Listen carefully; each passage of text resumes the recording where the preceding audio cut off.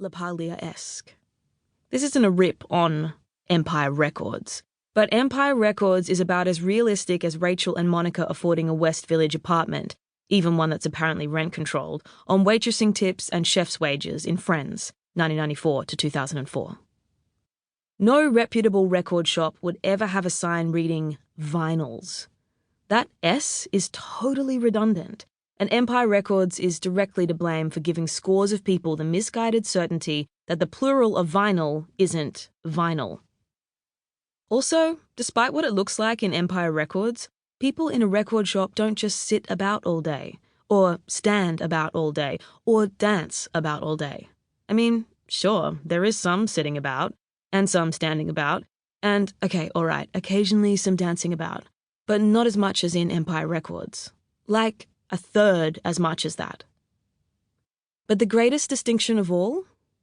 There are proportionately way more female staff members in Empire Records than you'd ever see in a real-life record shop.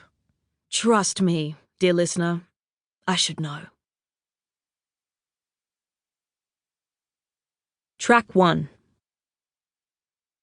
Brisbane CBD feels half-finished, as if a player had given up midway through designing their SimCity. It's flat, grey, and heavily concreted. There are scant historical buildings, thanks to the demolition bender of the 1980s, when everything was razed to the ground under Sauron's, Premier Joe Bjelke-Petersen's watchful eye. All that remains is Brisbane City Hall, the seat of the City Council, which is designed in a vaguely Italian Renaissance style. The streets running northeast are named after royal women, and the streets running the opposite way are named after royal men. Basically, if you're big on either the gender binary or the British monarchy, it's a wet dream come to life.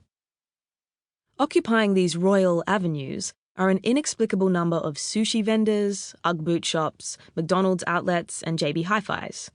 If Adelaide Street's JB doesn't have the CD you're after, you can just hop on over to the one on Queen Street. Forgot to get signature sauce for your fries from the Macca's on Edward Street? No stress. You can pick it up on Albert Street before your Happy Meal even goes cold. At the very bottom of the mall, before the shops disappear and the landscape is dominated by offices, and across from approximately 13 bubble tea shops, you'll find Dusty's Records, known to the locals as Dusty's.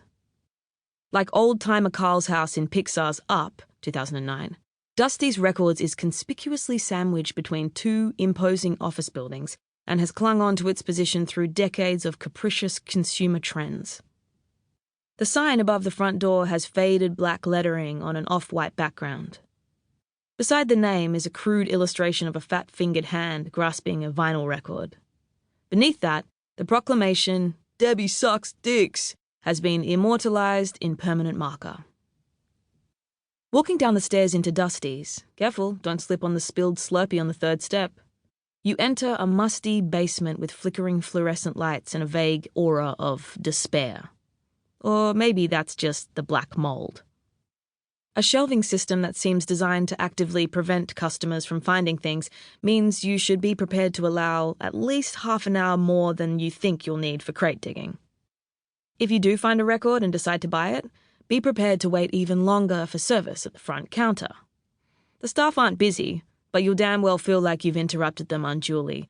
And you'll pay, specifically a 20% markup.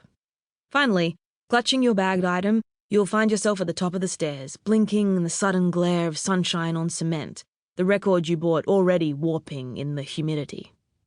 You'll stagger around the corner to the bus stop, perplexed as to how 5 hours have gone by. On the bus home, you'll idly browse Amazon, finding the same record for which you just paid a premium, available online for $30 cheaper. You'll feel hard done by, but you know you'll be back, because you're a glutton for punishment.